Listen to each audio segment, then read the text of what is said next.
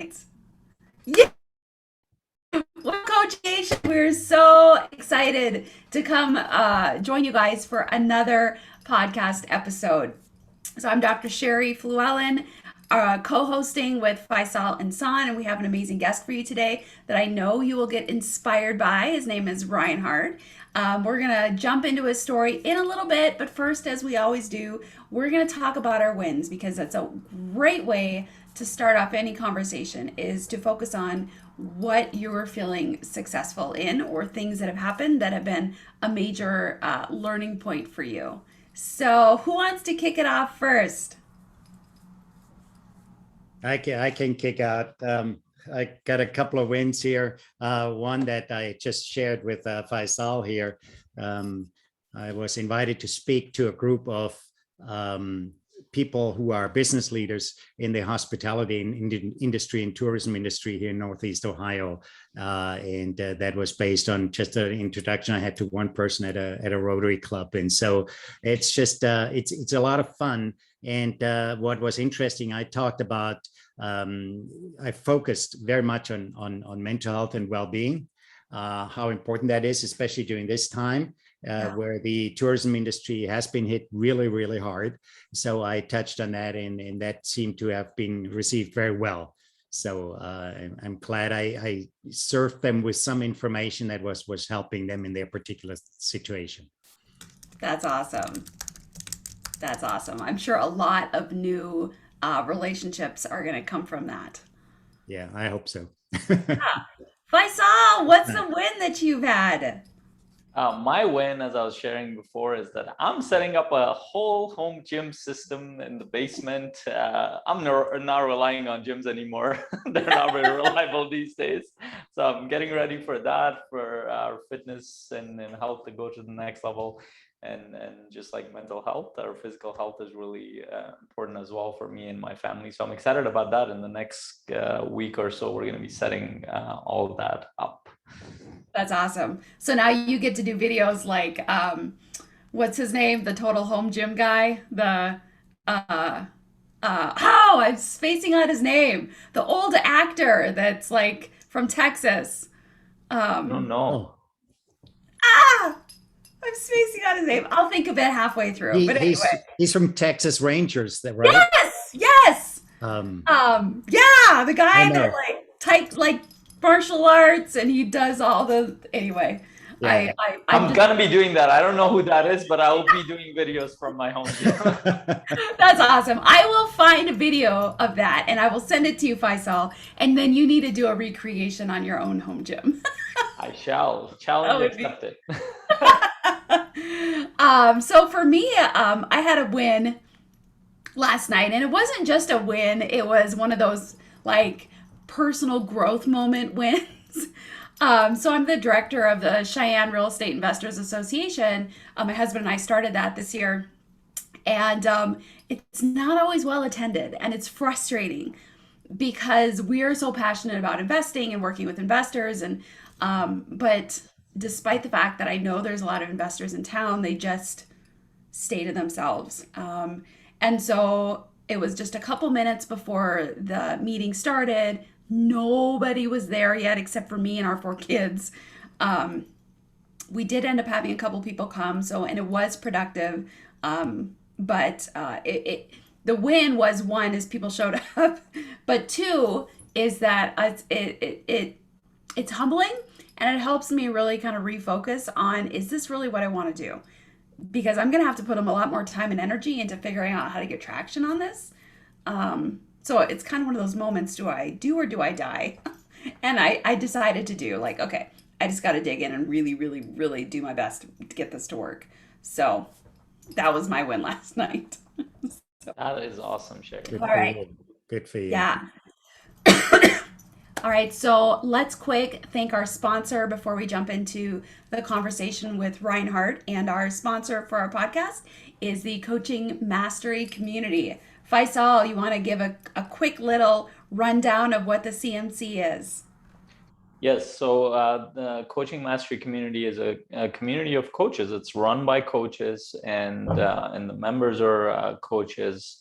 And what we focus on is to help our coaches develop coaching mastery and business mastery within the coaching world, in a supportive community where we're sharing resources, we're sharing feedback, we're giving feedback to each other in terms of our coaching skills, but also in terms of our business, within a very, very supportive environment, where coaches not kind of left to get lost in the sea of coaches, but actually supported consistently. Perfect. Yeah. And actually, all three of us are members of the Yeah. CMC and have been able to gain value and momentum from being able to be part of that community. So Reinhard, we're gonna shift the attention to you now. So we've known you for well, at least over a year now. I know that you've done some pretty amazing things in your life, including being an author. I know you're also a real estate investor, which, is draws me to you a little bit. And you're a coach, but you've not been a coach your entire life. This is something a little bit more recent. So, can you share a little bit about your background and what led you to pivot into coaching? Yeah, absolutely. Yeah, my background is actually I'm a mechanical engineer by trade, and not in my wildest dreams would I have ever thought that I would become a coach. I mean, that was just far, far removed from my mind. I mean, I have worked on youth camps, as a volunteer, summer camps, winter camps, and so on, and I always enjoyed that. But as far as doing something professionally, being a coach. No, I never thought about it. I've not dealt much with athletic coaches myself either because I am not a very athletic person. It does not come naturally for me at all. I mean, I still do a lot of exercise now at my age of 63, but that's something that has never really come all that natural. But I've worked pretty much in the automotive industry most of my life. Maybe if I go back even further, I was born and raised in Germany. I had to go to high school for 13. We still had 13 years of high school back then, and before we could go to university. But before I could go to university, I had to join the military as a draftee. So I had to serve for 15 months in the German military, and then I studied my engineering. But there's one thing where I started to deviate a little bit from the norm already as a young person. I thought, I have to do these internships, these co-op jobs as a student, as an engineering student. And I still want to hone my English skills. So I might as well try to do this in an English speaking country. So I went to the administration of the school and they said, nobody's ever done that before, but why not? And so I spread the word, shared with people that I wanted to go overseas. And one of my uncles said, why don't you go to South Africa? And I said, well, if you find me a spot there, I'll go, And so that was an extremely educational experience for me as a, 21-year-old kid to go overseas. And back then it wasn't like you talk to your parents every night. It was way too expensive. It Right. cost like a dime for every 2 seconds, of a phone call. So, but that was a really eye-opening experience, and it was very, very educational for me. And then I studied and also had the opportunity actually to come to the United States as an exchange student. I had a Fulbright scholarship to go to Cleveland State University for a year, and then added some co-op jobs in the United States as well. And then when I went back to Germany, I finished my degree in engineering, and I guess this is where somehow it all started a little bit. My, getting away from just purely engineering and technical skills. I had an opportunity to get a liberal arts degree in Southern California. And while I was working as an engineer on the side, I got that liberal arts degree. And what it did for me is I was exposed to a lot of people who were very different than I. And I studied, did took some courses in sociology, communication, business, theology, and so on. And it was very well rounding my education. And it helped me just as much then when I went back to Germany after that, after those 4 years in Southern California, that helped me just as much to get into technical sales, where I worked then in the automotive industry most of my life. First for Bosch for 7 years, and then for Mahle for 10 years in Tennessee. I got married when I was fairly late in life, at the age of 38, and but I got married 3 weeks after I met my wife. So sometimes when I see a good thing, I go for it. You know? That's the theme in your life. You're like, I'm not going to do things normally. Yeah, and she thought it took me a long time to ask her. You know, she thought that was a no-brainer. The day we met, she thought we were going to get married. You know? So, and that was 24 years ago, and it's going very well. So, it was the right move. Now, what happened is when I had my last job in the auto industry for 5 years, I was actually fired. And here's what happened is I got hired as a program manager for advanced transmission technologies for a company, and I enjoyed the job. I enjoyed the project. The project went well. And then I was told to work for another department to lead the project from advanced development all the way into production. And I didn't like the people there that I had to deal with, and because they did not have the same values that I did. One of the actually the president said in a project review meeting, I think we have to teach our project managers how to be a-holes.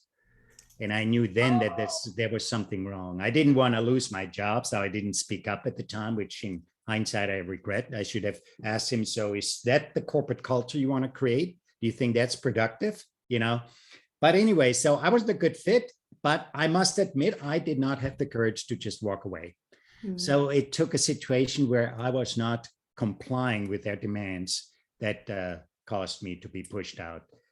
They made requirements of me to work with the supplier and to pressure the supplier and make extremely unreasonable demands. And I just didn't want to do that. So, but I went back and I said, well, now I lost my job. I will go back to what I had done on the side before, and that is real estate investing.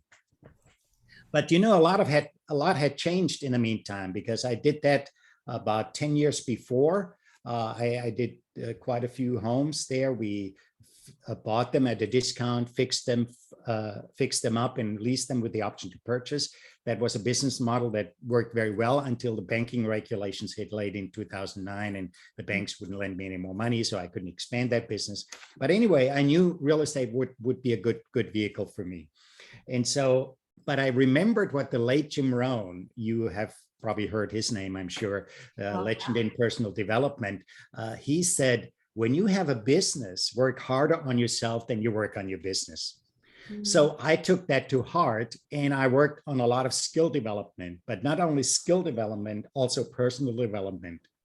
What was interesting, I took some online courses, and one of the online courses that I took in real estate investing was with Dean Graziosi.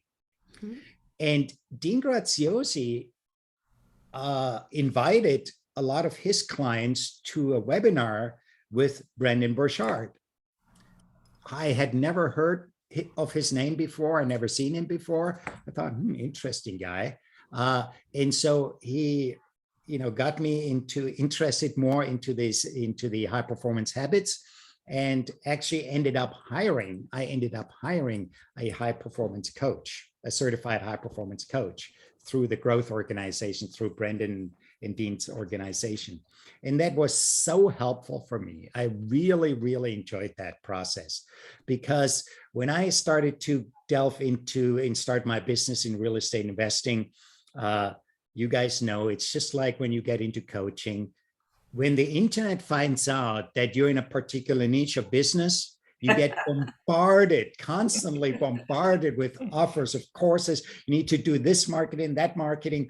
Nothing else works. Only our system works. Everything else is outdated or takes too much work. Our system, allows you to just push a button and there come all the customers, that type of thing. I'm sure some of you know what I'm talking about. Yeah. So it helped me to have a coach to, first of all, when you're fired, your confidence level doesn't necessarily go up, So he helped me actually to rebuild that confidence. My confidence was not all tied up in my job, but still, it still, affected it. And also, he helped me to get much more focused, to put on blinders, so to speak, and not allow myself to be too distracted and always go for the shiny object syndrome. But while I was, being coached, I also started to network, and I joined a local group, and it was interesting. I was invited to that group.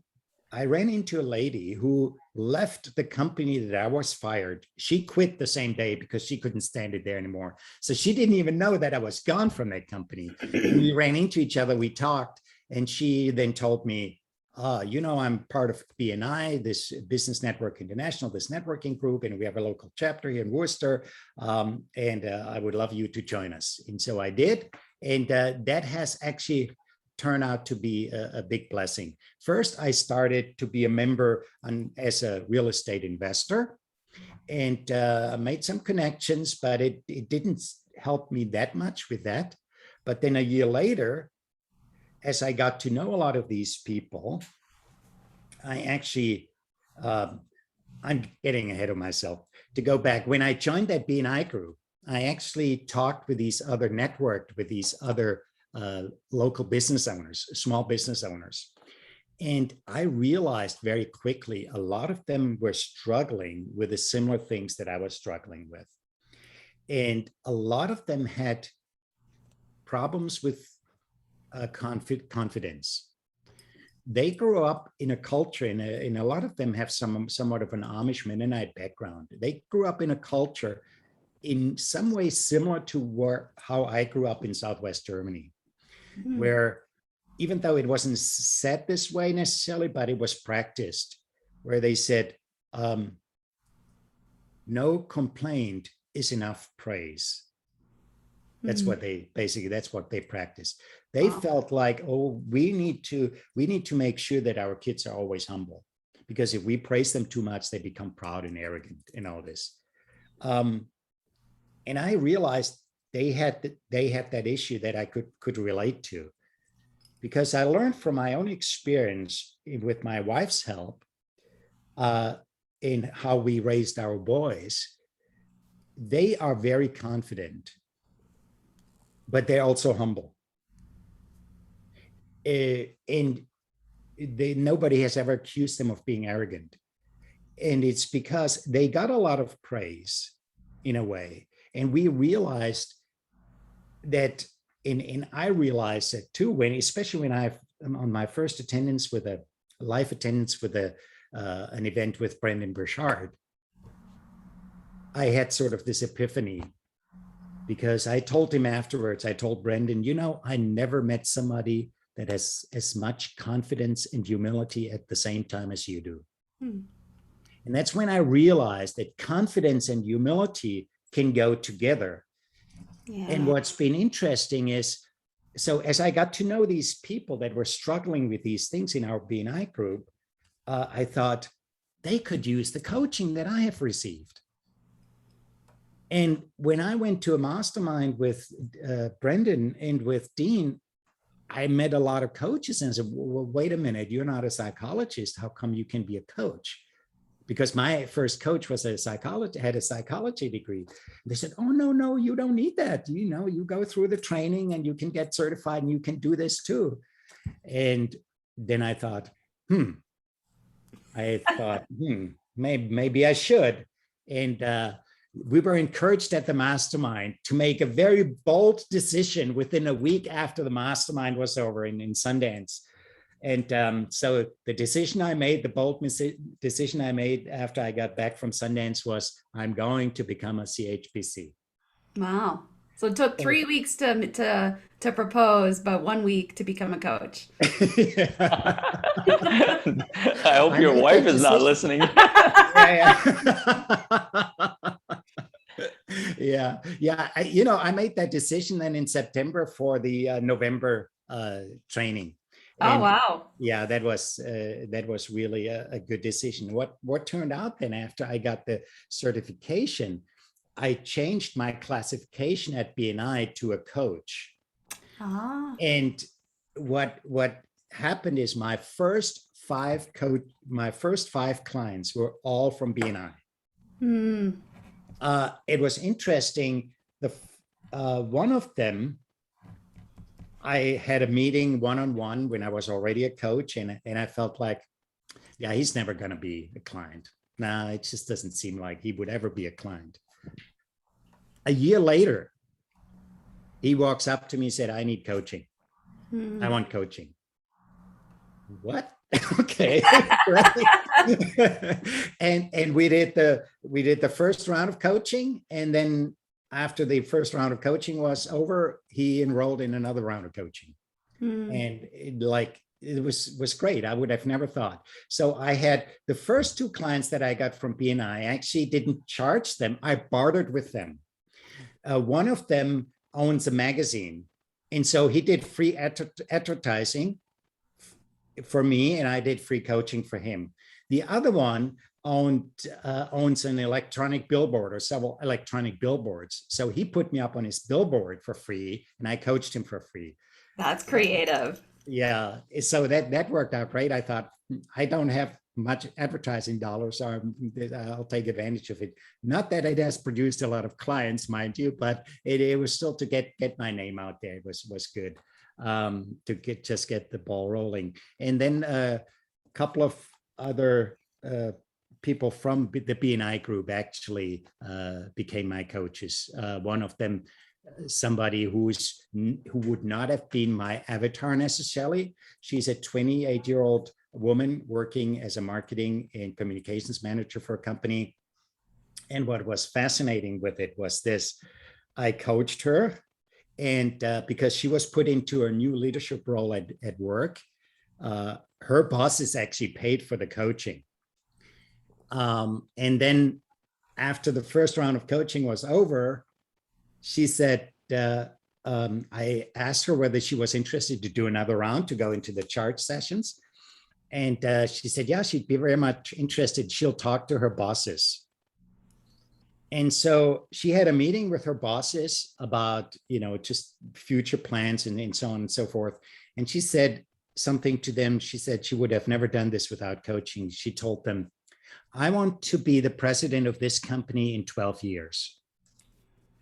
And they said, great, that's when we plan to retire. That's the owners. That's when we plan to retire. So how can we help you? And she said, pay for another round of coaching. Nice. Said, you got it. That's awesome. That is awesome. So that was exciting. So yeah, I must say, for me, it's been the most rewarding experience in my life. It excites me more than anything to coach people and to see the results. And in this, I always thought, I will coach middle-aged business owners, male, that would be sort of my avatar. And now this 28-year-old lady, she's my favorite client because she is so growth-minded. It is so much fun to watch her implement everything and putting it into practice. It's a pure joy to see that. Well, I think that highlights too that sometimes we get stuck on this idea that our avatar has to have like these, sociological demographics of a certain age, they live a certain place, they have a certain kind of job. When sometimes it's more about what is their mindset. It doesn't matter their gender or any of those other things. It's the way they think that really is more, our ideal client. I'd love to go back to and highlight something that you talked about, Reinhardt, because I think this will um, resonate with a lot of coaches, and it sure has me. And I would love to get your take on this. Mhm. You have shifted, excuse me, you have shifted your identity more than once from a Mhm. mechanical engineer to an investor to a coach. And most coaches that I know, myself included, like my current identity has not been my entire professional identity. I've kind of had a shift into this. What did those shifts look like for you, in your mind and internally? What were the challenges? How did you manage to kind of successfully market yourself and embody that, those new roles that you were taking? Yeah. Well, as I mentioned before, mechanical engineering was not the only degree that I got. And so I was already looking at things from a little bit of a broader perspective. Just as an example, when I went to school, we still did all our drawings with pencil and ink on paper. We had these huge drawing boards, and I have never designed anything on a computer because I got into when those things were introduced, I got into technical sales. And so I had a lot to do with dealing with people, managing global projects. I worked for Bosch and for Mahle, which are German-based, Stuttgart-based companies, but they have a global presence. So it allowed me to work because of already my international experience through my co-op jobs and so on. It allowed me to work in international projects with customers on all 5 continents, basically. And so there was also the understanding or the realization that these people skills, these non-technical skills, were even more important than the technical skills for my role. Yeah. And so I transitioned into that. And the last job that I had really made it clear to me more than anything how much the corporate culture has to do with not only with people's happiness and satisfaction and their health and all this, but also it affects the bottom line. It's incredible how wasteful a company can be. They hire very talented people who then make it work despite of the bad culture, but it's still such a waste. People burn up, they burn out. Mm-hmm. And I realized, helping people in the corporate setting to deal with all that stuff, that is more important than solving technical problems. Yeah. Yeah, I love the journey you've had, and what I really love is that how much exposure, and even the moment where you kind of expanded yourself was getting exposed to different experiences, going to South Africa, going to the States, and California, and all these experiences helped you. I see an expansion of perspective there. And I have a strong feeling that allowed you to transition between roles, as you're sharing it, as you're alluding to it, is that there was much more than just engineering in your mind.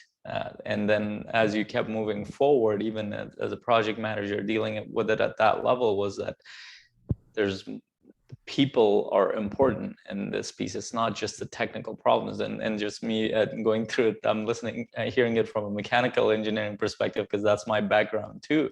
Yeah. And I had those realizations as well, that when I was sitting there, I saw that people are completely neglected in this whole thing, in this whole equation. There's some amazing, talented people, but the culture never supported it. And for me,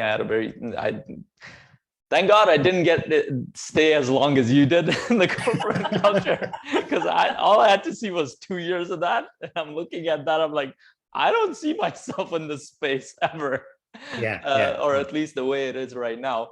But what I really want to go towards in terms of your coach's journey right now, like, what do you feel has helped you not only keep going towards your building your coaching business, but what are some of the things in your background that has helped you as a coach in terms of your skill sets? Because a lot of coaches, when they come into the space, they think they need to start over. It's a new role, but leveraging who you are and what you have built all these years is, I feel like, is one of the most important aspects of coaching. So how has that helped you in terms of your coaching skills, but also in terms of you continuing on the business in terms of your background? Yeah.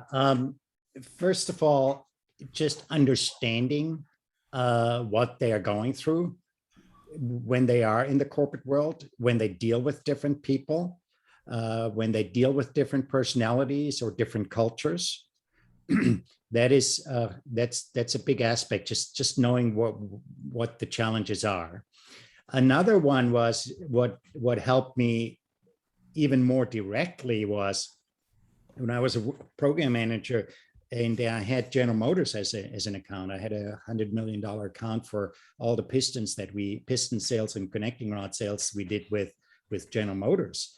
And General Motors had a supplier quality engineer that I dealt with a lot. And we got along, we were good friends.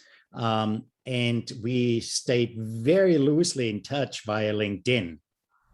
And about 12 years after I left that company, I thought, he has responded to some of my posts on LinkedIn.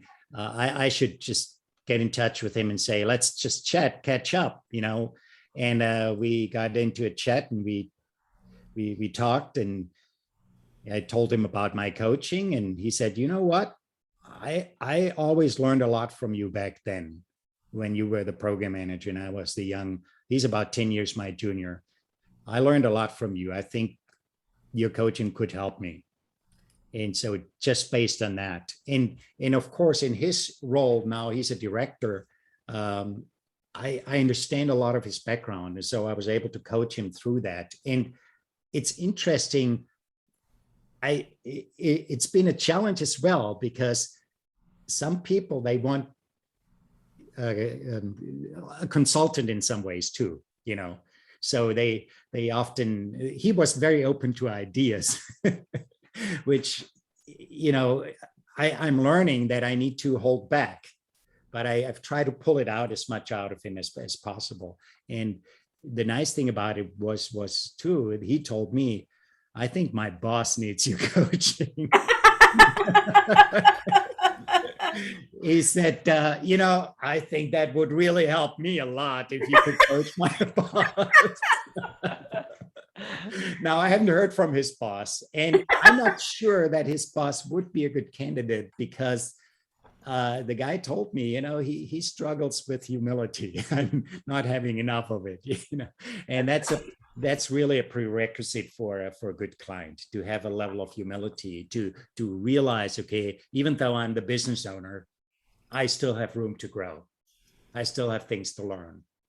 And unless that mindset is there, that's going to be a tough one. That's going to be a very tough one. Reinhard, I'd love for you to unpack just a little bit. You brought up an interesting dichotomy that I know a lot of coaches kind of get stuck in. And I think there's different ways of looking at it. I would love to hear your perspective. And that is, if I understood you right, there's consulting, which is a little bit more of, I'm telling you what you need to do in your business, versus coaching, which is maybe, I kind of think about it more of helping somebody discover what it is that they need to do rather than me telling them. So, that's just kind of my framework. Is that kind of what you were referring to of when you said, kind of consulting, kind of figuring out the balance between those two? Yeah. And I mean, I've tried to pull it out of him as much as I could, asking questions. Mm-hmm. And then there've been a few times when I felt like he wasn't coming to a good answer. He was kind of stuck. And then I asked him, would you mind if I gave you a tip, or if I share with you something that has worked for me before, in a situation like that? Mm-hmm. And he was very eager to listen to that. And And it seemed like he almost expected that, because he said, I learned a lot from you back then when we worked together. Yeah. So, but I know if they come up with the answer themselves, they're more likely to implement it than if you give them an answer. But I think it's more guiding them in a way, guiding them to find the answer rather than giving them the answer. Yeah. That's You mean all. as humans, we don't like being told what to do? I don't Yeah. know if I agree with that. Well, actually, I'm just kidding. sometimes you just tell me. Right, right. I'm done struggling. Just tell me. But it's interesting. I had that experience with my son. He's been in Toronto now for 3 weeks now, almost 4 weeks, and he took his car with him, or one of our cars actually, and 2 lights went out. And of course, if anything broke in the car before, I would try to figure it out and fix it. And then now I wasn't there, but he still texted me. And so I said, okay, he texted me. I'll give him a call and we'll talk and see what we can do. I gave him some tips. I sent him I told him, look on YouTube, you'll find a couple of videos, the ones that I had to use too, when I changed those light bulbs in this car. YouTube is better than me. So he said, yeah, after, doing a few runs back and forth and everything, it took me only 5 minutes to do it, but I finally did it. And so he worked his way through that, and that has helped him to build the confidence. And now I think it's helped him a lot more than if I was there. That was always my challenge. The dad is there, he will fix it. The kids didn't show much of an interest in learning those things. If I need to know it, I'll go on YouTube, but you don't need to teach me. So that's the lesson. It sticks so much more when they come to the solution, to the answer themselves. Yeah. And maybe I'm just thinking out loud here, maybe just to avoid the temptation to relieve our own tension when we're so tempted. I want to tell him now, I have the solution for you. I want to help your pain, so to speak. Now to hold back and let them work through it, and then let them have that growth experience. I feel like I literally told my husband the other week, don't try to fix this. I just need to talk about it. I think as married folks, we probably get that. It's not always about fixing it for somebody.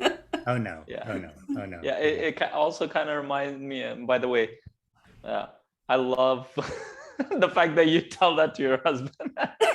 As a man, I don't think we know that very well. A lot of times. I do.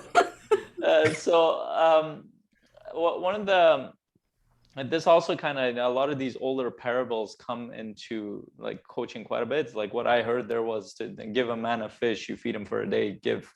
Teach a man 2 fish, you feed him for a lifetime. And even in your son's story, it's the same thing. And one of the things that kind of took me back in whether it's in my group sessions or one-on-one session, almost always this question comes up. So and it's as if, I don't know if the clients are challenging you or they just want the ready-made answer. They're like, well, and I've heard it in a couple of different ways, like, well, if I knew the answer, I wouldn't be doing this. In a group session with a bunch of people, I would love to hear a solution from you. And then it's so tempting for all of us to go, because we're so used to the advice pattern, to, hey, here you go, this will solve your problem. And I feel like much of coaching is helping them tap into their own ability. And one of those abilities is that you can see answers better because you see your life better than me. Mm-hmm. You have much more data on your life than I ever do. as a coach, and I ever will. And data is not just experiences, it's their emotions, it's their values, how they look at it, their relation. There's so much in there, because you could talk to them for hours, for years, and you wouldn't be able to unpack all of them. But subconsciously, it's all running in there.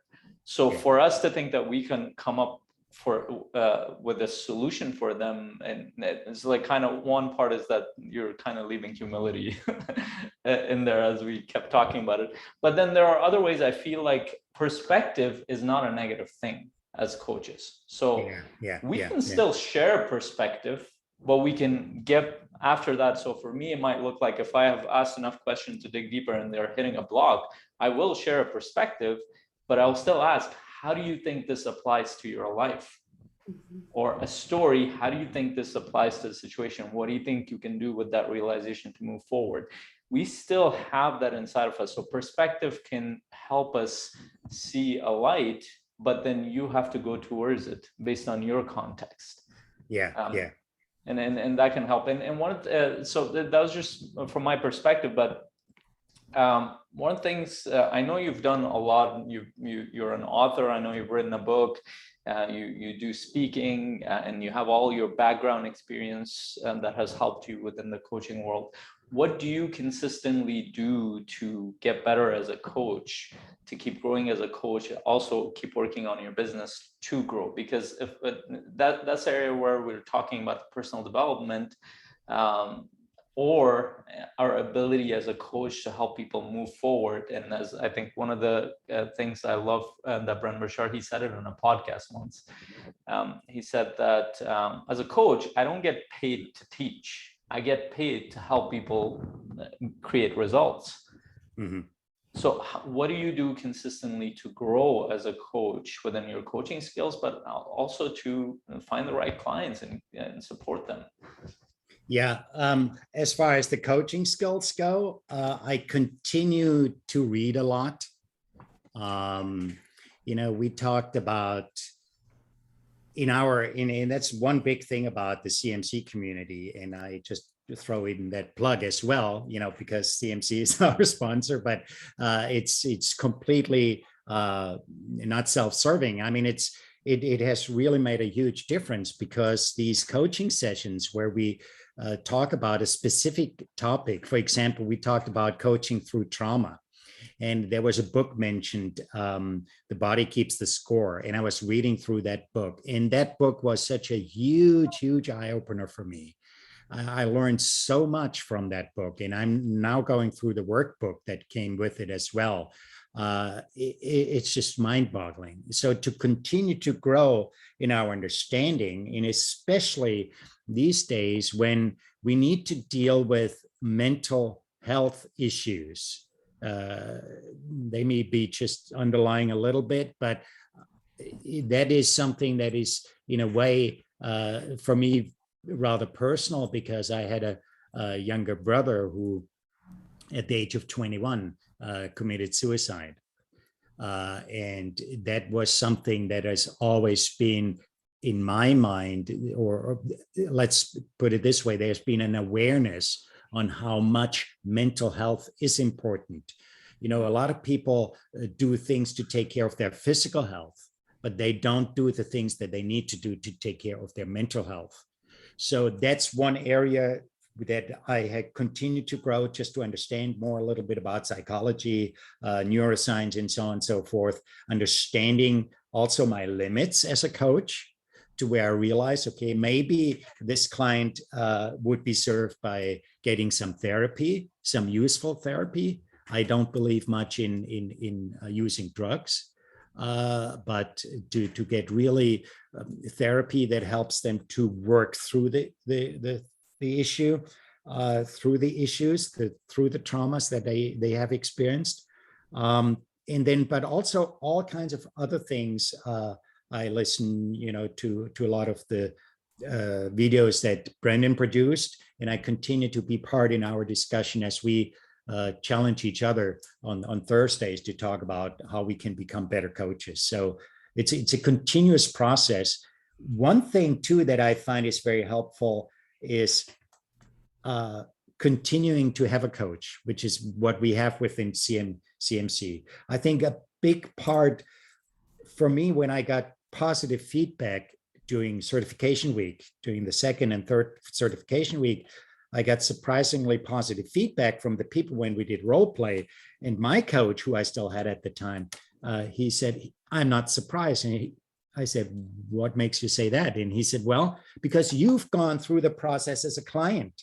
Mm-hmm. So to me, it's very important to continue to go through the process of coaching as a client, to continue to have a coach ourselves, because we always want to be on that journey. We have to move up ourselves, and also so we can help the client. A quick thing about marketing. What am I doing there? Networking seems to have worked the best for me, and I'm glad that we can do more in-person networking. Speaking in front of a group is something I really enjoy. Posting on the internet, that's always a little bit, I'm more reluctant to do that, or I struggle a little bit more with that. There's one thing that I forgot to actually mention. Well, you mentioned about my book. And I just want to bring that up too, because that's something where my coach helped me with the book. I had mentioned to him about the idea of the book, which I had 10 years before. And it was funny, when I was at the mastermind in Sundance in Utah, it was 12 years before that I was at a church retreat when I talked about my incident as a student pilot, where I got into this graveyard spiral and recovered from it by letting go of all the controls. And I told that story to people at that church retreat at a seminar. At the beginning of the retreat, there were just a handful of people. I told them the story and I asked them, what do you need to let go of in your life? And people came up with all these things. And I asked them, why are you not letting go? And what is holding you back from letting go? And people started crying. After the same seminar, at the end of the retreat, the room was jam-packed. There's such a demand for that stuff. And so that gave me the idea of writing the book, but I put it on the back burner for years and years and years, until my coach finally told me, you need to write that book. Being a consultant in that moment, you need to do this. No, it's yeah, I know it's on your heart somehow. You need to write it. And what was also interesting is this: I wanted to appeal to as broad an audience as possible. But that meant for me that I stayed on the surface. And then he told me, express your authentic self.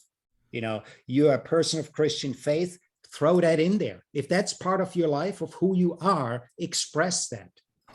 So not only did I flesh out my personal stories that I weave into the book, where I let go of certain situations, I was also not shying in quoting some scriptures that helped me in those situations. Yeah. And I think that gave it a lot more depth than I had I just said, okay, I just want to please everybody. Yeah. Okay. So I'd love to ask, I'd love to hang here for a minute, because so my background is mental health. I'm a psychologist, and that's kind of where all my training comes.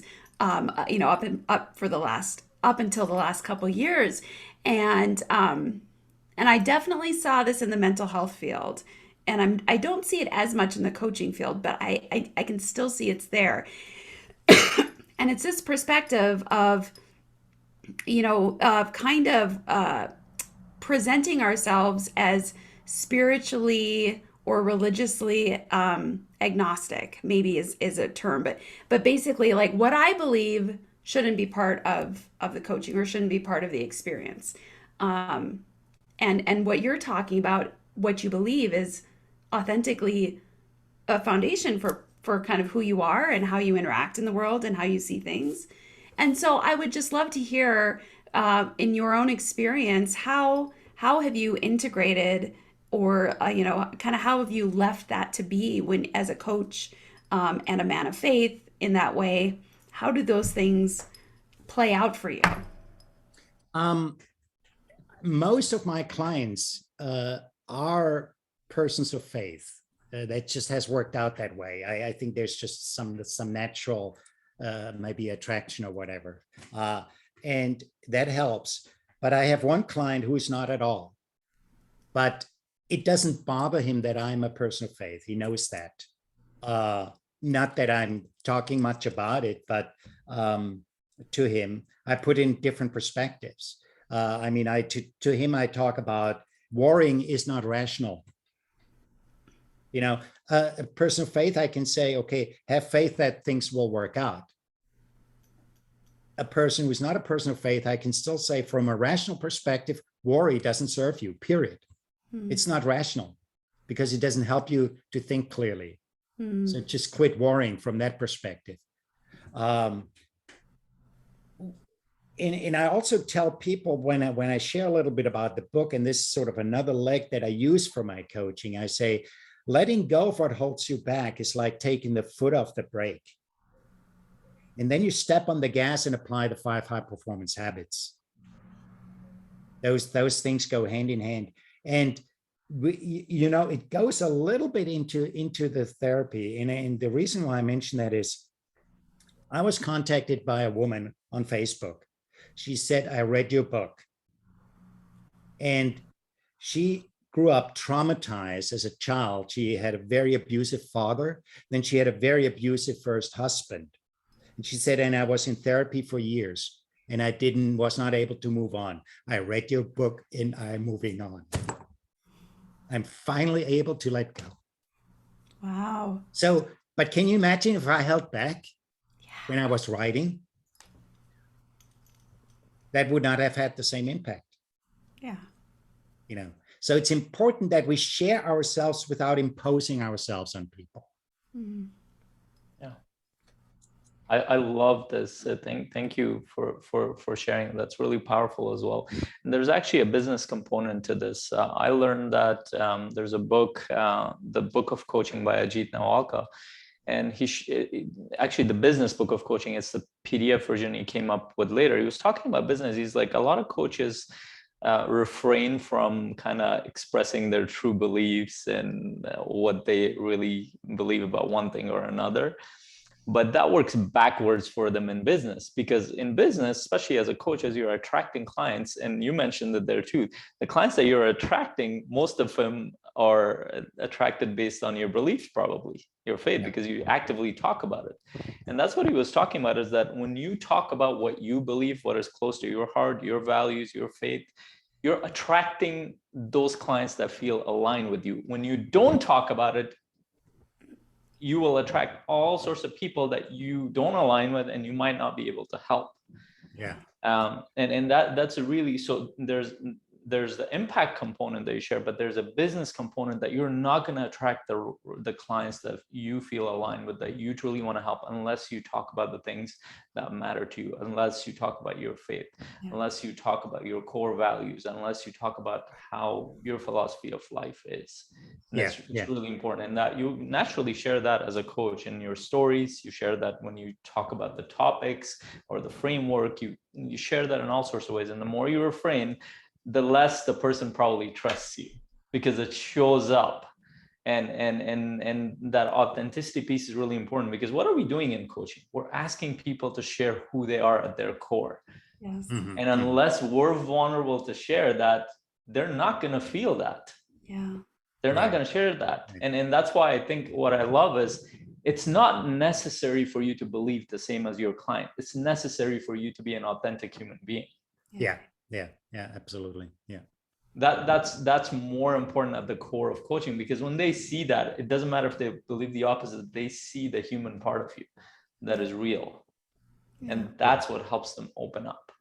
It's interesting that you mentioned that, because we did I did a presentation, a webinar, which was basically a sales webinar for my coaching.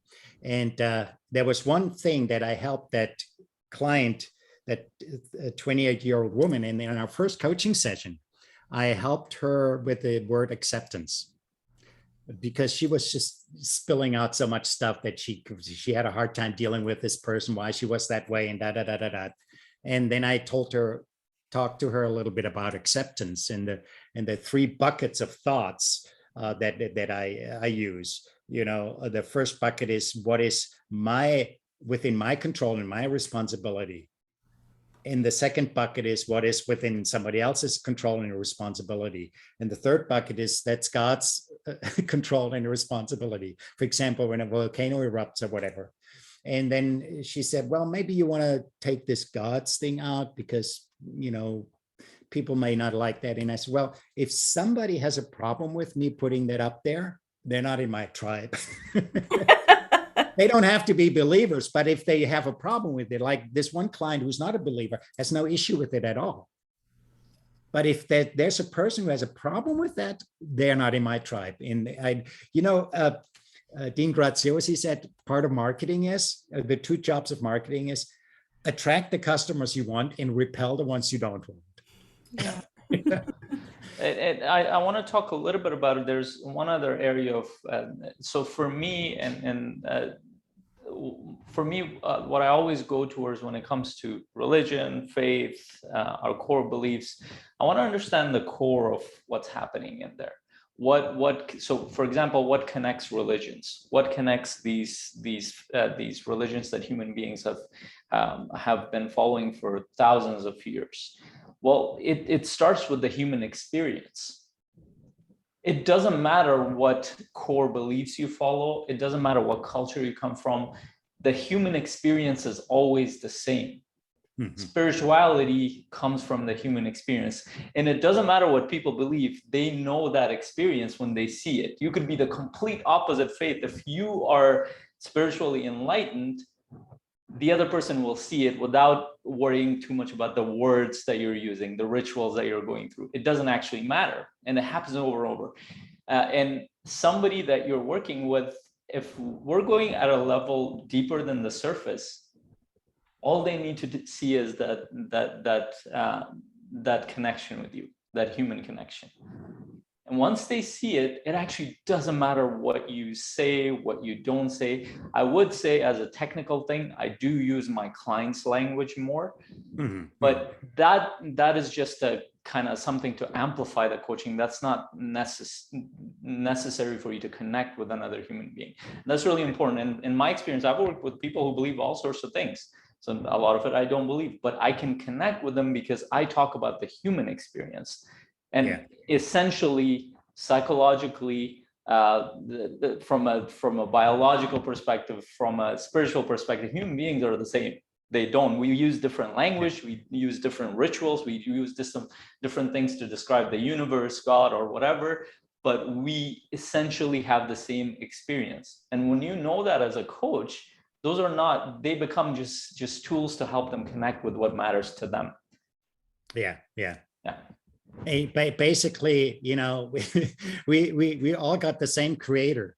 No matter what we believe, we all got the same creator. And he made us a certain way. And there are spiritual laws that if they are followed, they will make you. And if you don't follow them, they break you. It's that simple. I mean, it's just like, the way I look at it is like an engineer, if a piece of equipment that an engineer designs, including the software, is not used properly, is misapplied, it's going to break the machine or whatever it is, or it's not going to work at its optimum level. And to help people run at the optimum level by applying certain principles and concepts and ideas will help them to also get well and to heal. Yeah. So here's what you just said. I heard it in a translation in my mind. We all come from the same essence, and my beliefs. We all come from the same core. We all come from the same energy. We all come from the same experiences. A scientist who completely has no concept of faith might believe that we all come from the same atoms. We all come from stardust. Mm-hmm. You can translate the same experience into different language. But the authenticity part is important because that shows that you're connected to who you are. And as a coach, if we don't have that, I actually don't think we can connect them to what is important to them. Yeah, yeah. I think one big aspect about it is too, um, there are people who are very religious, but not necessarily spiritual. What I mean by that is they follow a set of traditions. Okay, these are the holidays we or feasts or whatever we celebrate, and these are the traditions we keep, and things like that. But their religion is not necessarily about personal growth. In the way I see it, my faith tells me, that's been my life's philosophy for a long time, is it's required of you to grow personally. It's required of you to produce fruit. And why? Because we have room to grow. We want to be better persons. We want to make the world a better place. We want to, from my perspective, I want to be able to reflect the love of God, from and that just moves us everybody in a higher level, to a higher experience. So I want to translate that into a coaching language. Okay. Exactly what you said, and this is really important. So as coaches, I feel like from my perspective, we're actually, when we're going through these sessions, we're getting our clients to stop and analyze their life from their core, from their perspective, from their individual values. But what happens more often than not, if you've done coaching for long enough, you know that most people operate under tradition, under what they've been taught, under the thoughts, the beliefs, all sorts of things that were given to them. And this is normal for all human beings, because that's what helps us grow as human. We take whatever our culture and our tradition tells us, and we use that, but they have never questioned it. As coaches, we're stopping. Hey, what do you mean I should be a humble person? Can you go in more detail? And when they go in more detail what humble means to them, they haven't thought this through. What they've been given is just like a wrapped thing. They haven't figured out what that means for them. So as they start to stop and question that, they start to figure out who they are in this process. So we're consistently getting them to not operate under tradition, but look at the tradition and see what's useful to me and to my vision. Yeah, yeah. And it really helps when you have a sort of an international background, because you come to a place, for example, when I came to America first time, I had never heard of Halloween before. I had never seen it before. And I came to America, and if you don't grow up with that, you say, that's pretty stupid. That doesn't make any sense. I have thought the same thing. I'm like, can we just do away with it? It reminded me of what a guy in a sales seminar said. That's when I started to work as a sales engineer for Bosch, and the guy in the seminar, he said, culture is the sum of the things which we take for granted, the things we don't question. It's always been like this, and we don't question it. And sometimes to have a coach can help us, of course, as you said, Faisal, to question those assumptions. Is it really true? Is it really true? And is that belief or that assumption helping you? Yeah, and there's actually a business perspective again to this, and this is really, and I've worked with quite a few investors, and investors, especially who've done this for a while, they've had to shift one area in one area of their life, and they know this in their core. Almost every investor I've talked to, they've read Rich Dad Poor Dad by Robert Kiyosaki, and they know that almost everything they've been taught about money is complete garbage. About business, complete garbage. It's like it makes no sense whatsoever, but they realize it as they started doing this. And I tell them, this is one of the best, and I'm like, so you know that thing about money that you realized? What if I told you that that's just one small fraction of your life, one small fraction of what you've been taught? What if 99.9% of what you've been taught is complete garbage, just like that, and it doesn't apply to you right now? And then they just sat back like, holy shit, what if that's true? And I'm like, your potential is connected to who you are. You looking at tradition, you looking at culture, you're looking at yourself and figuring out what aligns with who you are at your core and with your vision. Because unless you do that, because culture and tradition gives us a mix of positive and negative. How are you going to sift through and figure out what's positive and negative, what applies to you right now and not, what applies to your family and not, what applies to your community and not? You can't actually do that because you have no way of navigating that until you stop and question, stop and question. And I had one client, it was really funny. We got to this, I actually did a custom session for him because he was questioning the idea of generational wealth. So I did a whole session. And then at the end of the session, when he came to the realization of what he really wanted to do versus what he'd been taught, he's like, so are you saying that I literally have to question everything? I'm like, yes, literally, yes. And yeah, that is a hard process. That's why not everybody grows. That's why not everybody's enlightened. That's why not everybody's successful. Not everybody's happy. And just in the words of Jordan Peterson, we said that if enlightenment was easy, everybody would do it. It's not. It's a growth process. Yeah. It's really fascinating. But you know, if you're on this journey, if you're in this process, it can also become lonely because not everybody does it. And a lot of sticking with tradition and so on and so forth is people do it because it gives them a sense of belonging, a sense of continuity, a sense of community and all this. And that's why when you get on this journey and you start feeling a little lonely because you realize that other people in your environment are not on the same path, then it's important to join a community like this, you know, to where you can get a sense, first of all, get that sense of community also, which is important. You draw some energy from it.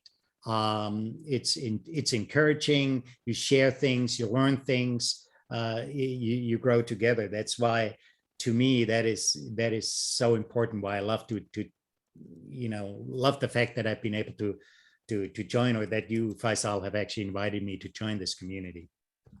Oh, it's been a privilege to work with you and actually learn so much with you, because we've been in so many conversations by now, and just every time I've gone away with something that I actually use in my business, whether it's in my coaching skills, in my group coaching community, in my personal one-on-one clients, or even at some of the conversations around, well, this worked in my business.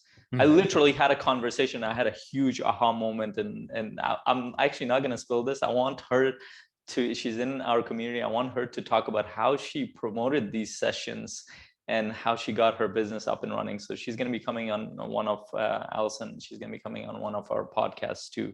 And just that one conversation, like, helped me create such an aha moment. That'd be really cool. But yeah, thank you. And it's awesome. Been such an honor to work with you, Reinhard. One of the things I love about you, Reinhard, is that you demonstrate showing up and doing the hard work. And, you know, I've seen you practice, some of your lead magnets and your coaching skills. And you always show up, and you always are open to giving other people feedback, and you're always hungry for your own feedback. So I think the best coach is one who demonstrates and truly lives what it is that he's trying to help other people with. So I think you are so much the embodiment of that. So I think that's amazing. Well, thank you so much. Really appreciate that. Yeah. Thank you guys for your leadership. This community wouldn't exist without that. And it always takes good leaders like you guys. So I really appreciate that and appreciate the opportunity to be part of it. Thank you. Well, Reinhard, we have 4 final questions that we like to ask all of our guests. So we're going to shift into those, okay? Okay. The first one is, what is one of the most influential books for you in your coaching journey? One of my most influential books on my coaching journey. I'd say one of the most, the book that I enjoy reading the most was the Motivation Manifesto by Brendan. Yeah, I love it. I really love that book. Awesome. And Reinhard, what are some of your hobbies and things that you do in your off time when you're not coaching and at BNI? I love the outdoors. I love to hike, and I love to run outside, and I love to do yard work, and I love to just sit around the campfire and play the harmonica. Oh, the harmonica. I look forward to that with Reinhard. That's awesome. Yeah. My husband plays harmonica, and we've got one in each key, or well, not each key. I think we got like six different, but that's awesome. What do you think separates successful coaches from the coaches who end up giving up, failing, or not really even getting started? Um, I think probably the confidence that they can do it, the belief that it's possible, that they can grow, and then that belief helps them not to give up, Yeah. because there's always things that the start is always hard, to get that momentum and to get your referrals, but to throw yourself fully into it and not to give up, to continue to learn and to grow and to market and just not give up. Awesome. Last question. Where do you think the field of coaching is headed? What's our future look like? um, I think in general it will grow. It will definitely grow. In what ways it will grow, I'm not so sure. But there will be more and more opportunities. And of course, with more opportunities, and then a lot of people start realizing this, there will be also a lot of, how shall I say, less qualified coaches out there that may not necessarily always serve the reputation of the overall community. But that's let's work on ourselves to create that brand and that strength and that qualification, so that we can set ourselves apart from the crowd that may not serve that well. Yeah, that's actually something very similar to what Daniel said. Daniel Fernandez said in our last, where he kind of pointed to maybe his belief of the kind of certification and regulation of coaching is going to maybe ramp up. I think for that exact reason that there's lots of new coaches, some of which are amazing, but how do you know? Like, how do Well, you I think differentiate? it boils down to this. It really boils down to do you get somebody that how shall I say, through referrals and so on. I'm personally not too big a fan of, more just maybe government oversight or this or that or whatever. There's a lot of certifications in all kinds of professions Yeah, where you say, yeah, they got the papers, but in practice, no, it's not working. yeah.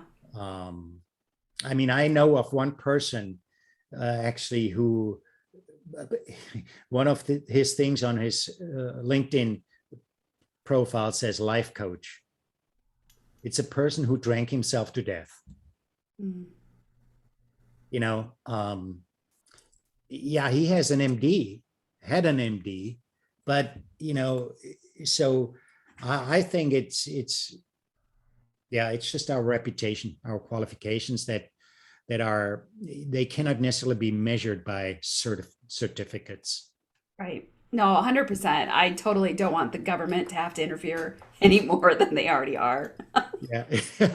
I mean, I, come yeah, on. living in Wyoming, yeah, I know you're right at home. Yeah, and I know plenty of mental health therapists, and hate to admit, I hired many of them over the years that shouldn't probably have been trying to help other people. They needed to get their own help first. And so, 100%, like, yeah, so referrals, like if you can demonstrate that you are capable and competent to help somebody, that is probably one of the strongest ways in being able to build your clientele, because it Yeah, doesn't you may not be certified, but if you have the competence and you can demonstrate it, then that can help, kind of help be your I guess be your marketing. Yeah. right, right. Yeah, I Right. love that. And just I want to add another thing, and I shared this on the first podcast a little bit too, is that I feel like coaching is one of those fields where I personally think it's not ethical for somebody to be a coach if they don't believe in their heart and they're passionate about it, because you're just simply not going to be able to serve people at the best level. That doesn't mean you need to know everything. That just means, are you passionate about this? Is this creating fulfillment for you? Are you connected to this? Or is this just a paycheck? It can't be a paycheck. If it's like paycheck, and that's gone out the door already. I just want to ask Reinhard, any parting wisdom for coaches who are hearing this on their journey towards coaching mastery and business mastery, and anything else you wanted to share? Yeah, just get into each session, whether it's a strategy session where you're trying to win a client, or whether it's a webinar or anything like that. Go into each session with a attitude of service. Provide as much value as you can, and I think the rest will fall into place. Excellent. Love Thank that. you so much for spending this almost an hour and a half with us. It's been a delight and a pleasure getting to kind of hear more about your journey, get to know you even more. And I know that those that are watching this are gonna be able to take some good nuggets and be encouraged by your own journey. Yeah, thank you so much. Really appreciate you guys so much. Yeah, Reinhard, Yeah. before you go, please share where people can find you as well. And I know please share your book as well, and where people can find that too. Yeah, my website is called carriedoneagleswings.com. Carriedoneagleswings, just one word.com. And my book is called Letting Go Saved My Life. That's what it looks like.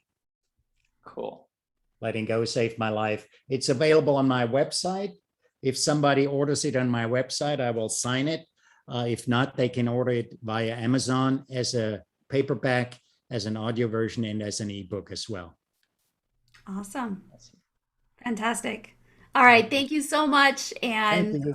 Coaching Nation, thank you so much for watching this. We'll see you on the next one. Thanks a lot. Take care. Bye. Take Bye-bye. care. Oh.